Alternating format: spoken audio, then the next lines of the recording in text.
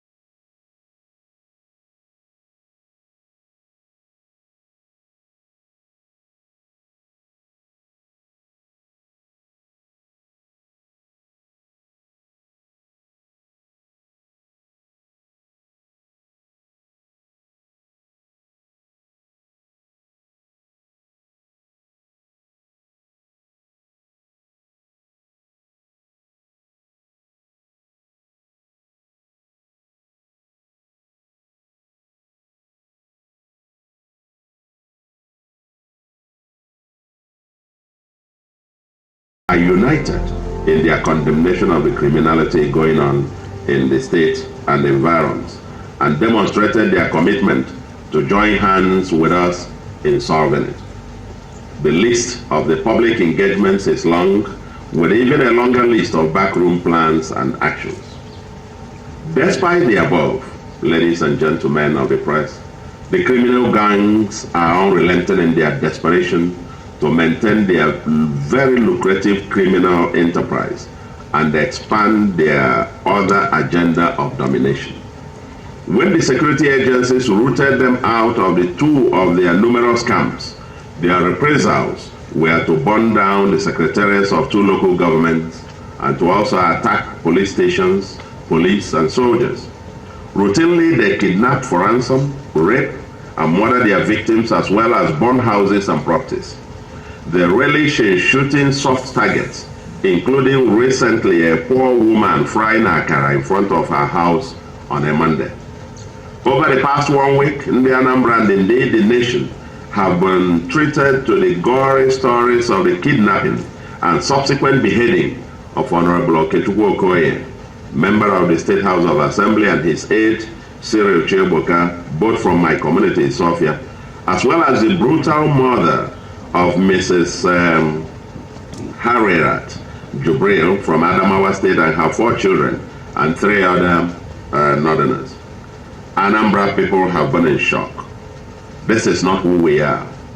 Our deepest condolences are with the families of the various victims. We are working around the clock with the security agencies, and we believe by the special grace of God the perpetrators must be brought to book. Let us be very clear.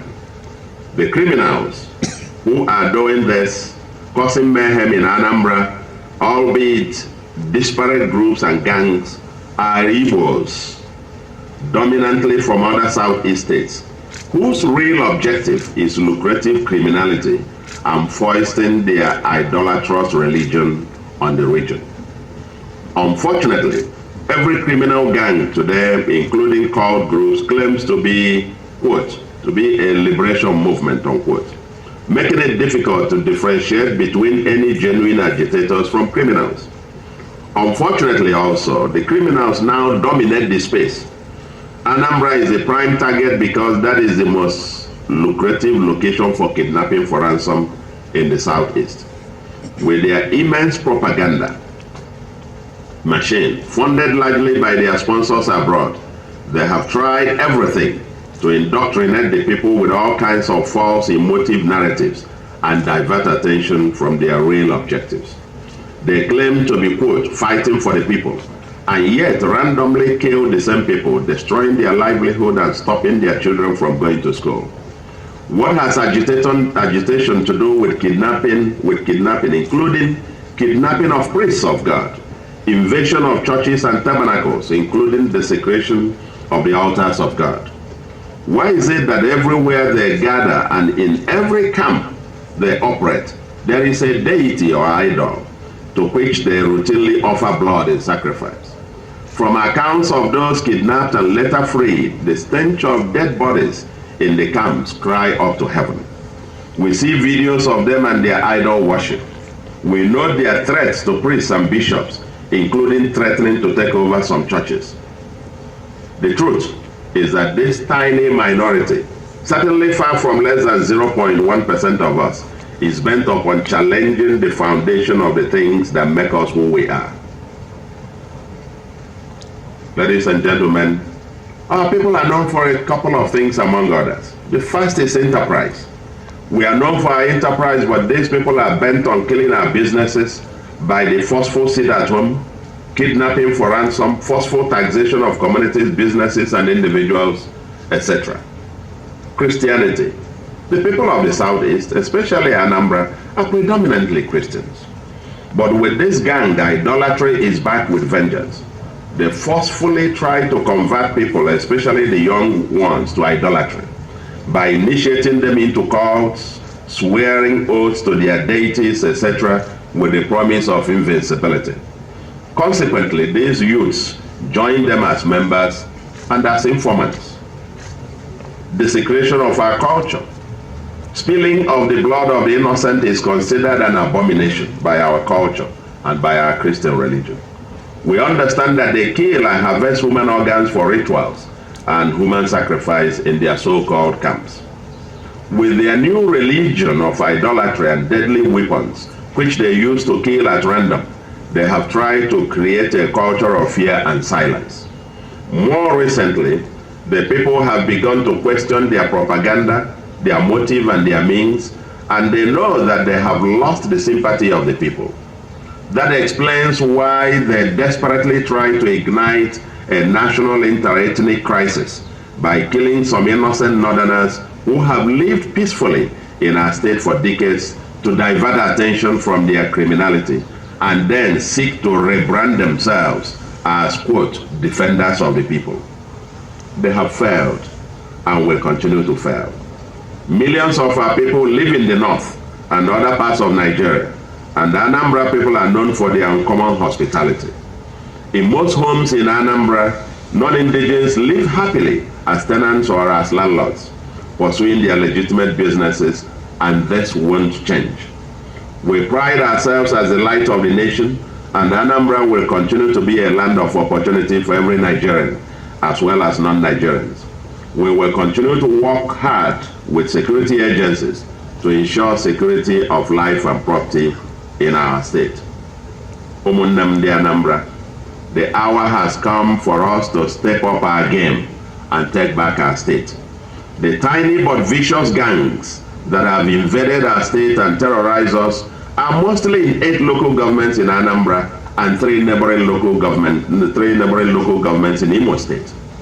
They are in our forests, they are in our communities and houses owned by individuals. They don't come from the air and hence are not unknown gunmen. They are not unknown. They are known. You know them, but are either too scared to speak out or out of indifference. But for how long will you be silent while our people continue to be killed in the most cruel and barbaric manner? It is because we have remained ambivalent, opting to sit on the fence rather than take a stand against an obvious evil that has made a minor sore to fester so cancerously. The hour has now come, and we must rise up to take our destiny in our hands. Everyone, indeed everyone, has a role to play. While we continue to commit Anambra into the hands of God, we as a people must rise up to clean and cleanse our land. The security agencies will continue to do their part, but we, the people, must proclaim that enough is enough and demonstrate full ownership. Consequently, as complementary measures to the great efforts of the security agencies, government has decided on the following immediate steps. 1. Once again, we are releasing several telephone numbers for the public to report any criminality or suspicious conduct. These phone numbers are managed in my office in strictest confidentiality. Call us or text, SMS or WhatsApp, and we shall respond expeditiously. The phone numbers are listed, and there are 7 of them now, instead of the earlier 2 given out some 2 weeks ago. Second, in addition to the 10 million cash reward we placed on those who gruesomely murdered Honorable Chukwuma Soludo and his aide, we are also offering a cash reward of at least 1 million to anyone who provides useful information leading to the arrest of any of the leaders or members of these criminal gangs, including those who support them financially or in kind, and all those enforcing the illegal sit-at-home order, or anyone involved in kidnapping, murder, and arson, or access to the camps where the criminals operate from. The bounty will depend upon the profile of the criminal. Their leaders will attract higher amounts. Similar bounty will be paid to anyone who gives information about anyone or location where hard drugs, especially the notorious Mili, are manufactured in the state. The state government hereby assures any informant of confidentiality in this process and will not disclose your identities or contacts. These numbers, like I said, will be managed in my office very closely to me, and you can be sure of the confidentiality. With effect from tomorrow, Friday the 26th day of May, A 6 p.m. to 6 a.m. curfew is hereby placed on motorcycles, Okada, tricycles, keke, and shuttle buses in the following 8 local governments: Agwata, Ihiala, Ekwusigo, Nnewi North, Nnewi South, Ogbaru, Orumba North and South local governments until further notice. We will review this and say whether we then extend it to the rest of the state, but let's start with this, if you like, the red local governments. Until further notice also, motorcycles, keke and shuttle buses are banned from operating in these local governments on Mondays until the sit-at-home completely stops. All through Monday, none of this should operate, because that's what they use to go and force their sit-at-home. The use of every community in the zone are hereby enjoined to assist the security agencies in the implementation of this policy, and they are mandated to seize any such motorcycle or tricycle on the spot. Local vigilantes should report such motorcycles or tricycles, keke, immediately, and they will be confiscated by government and the owner prosecuted as a possible suspect. The Okada, keke, and shuttle bus union leaders must take responsibility to report their members who are involved in criminal activities.